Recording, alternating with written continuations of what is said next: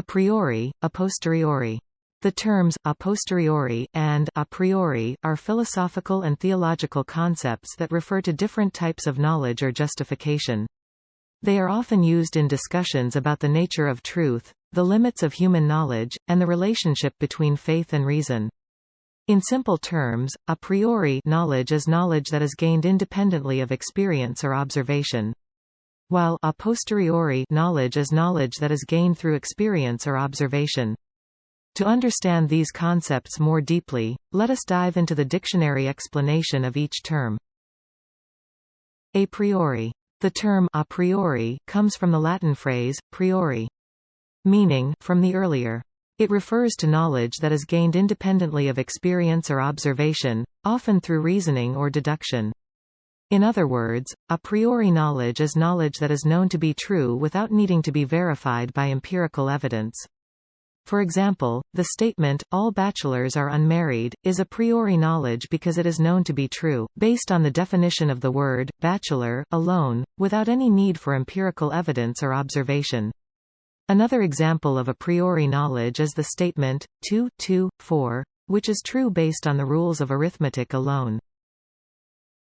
In theology, the concept of a priori knowledge is often used to refer to knowledge of God. That is gained through reason or deduction, rather than through direct experience or observation. For example, theologians may argue that the existence of God can be known a priori through logical reasoning, rather than through empirical evidence. A posteriori. The term a posteriori comes from the Latin phrase posteriori, meaning from the latter. It refers to knowledge that is gained through experience or observation, rather than through reasoning or deduction. In other words, a posteriori knowledge is knowledge that is known to be true based on empirical evidence. For example, the statement, "the sun rises in the east and sets in the west," is a posteriori knowledge because it is known to be true, based on observation and experience, rather than on reasoning or deduction. Another example of a posteriori knowledge is the statement, "the grass is green," which is true based on empirical evidence obtained through sight. In theology, the concept of a posteriori knowledge is often used to refer to knowledge of God. That is gained through direct experience or observation, rather than through reason or deduction.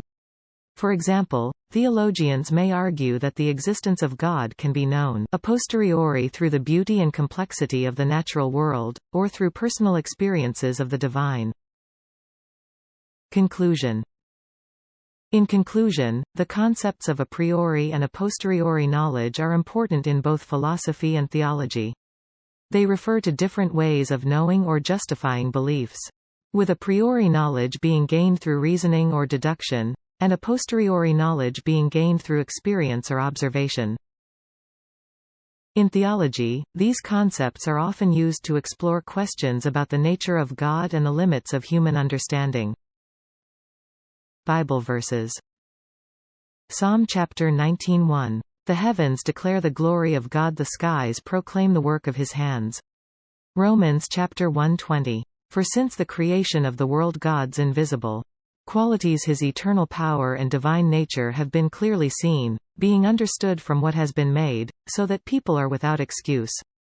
John chapter 1:1-3. In the beginning was the Word, and the Word was with God, and the Word was God. He was with God in the beginning. Through him all things were made, without him nothing was made that has been made. John chapter 4:24. God is spirit, and his worshippers must worship in the spirit and in truth. Hebrews chapter 11:6. And without faith it is impossible to please God, because anyone who comes to him must believe that he exists, and that he rewards those who earnestly seek him.